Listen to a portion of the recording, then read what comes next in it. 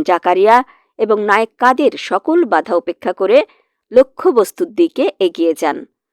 হঠাৎ মাত্র ৩-৪ গজ দূরে হাতে একজন লোককে পাহাড়ের ছন গাছের ঝোপের পেছন থেকে বেরিয়ে আসতে দেখে ক্যাপ্টেন জাকারিয়া এবং নায়েক কাদের মুহূর্তের মধ্যে তার উপর ঝাঁপিয়ে পড়ে নিঃশব্দে বেঁধে ফেলেন।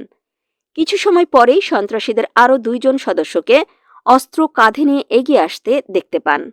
প্রায় ৪০ থেকে ৫০ গজের মধ্যে এসে পৌঁছালে হঠাৎ করেই প্রথম সন্ত্রাসী টহল দলের এই দুঃসাহসিক সদস্যকে দেখে ফেলে এবং তার হাতের ৭.৬২ মিলিমিটার রাইফেল দিয়ে গুলি বর্ষণ শুরু করে।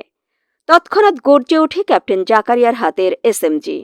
সম্মুখের ২ জন সন্ত্রাসী চোখের নিমেষেই মাটিতেই লুটিয়ে পড়ে এবং ক্যাপ্টেন জাকারিয়া কাল বিলম্ব না করে আস্তানাটি দখল করে নেন। সেখানে ৪টি ব্যারাক, রান্নার স্থান ও ৩টি লাইট মেশিন গান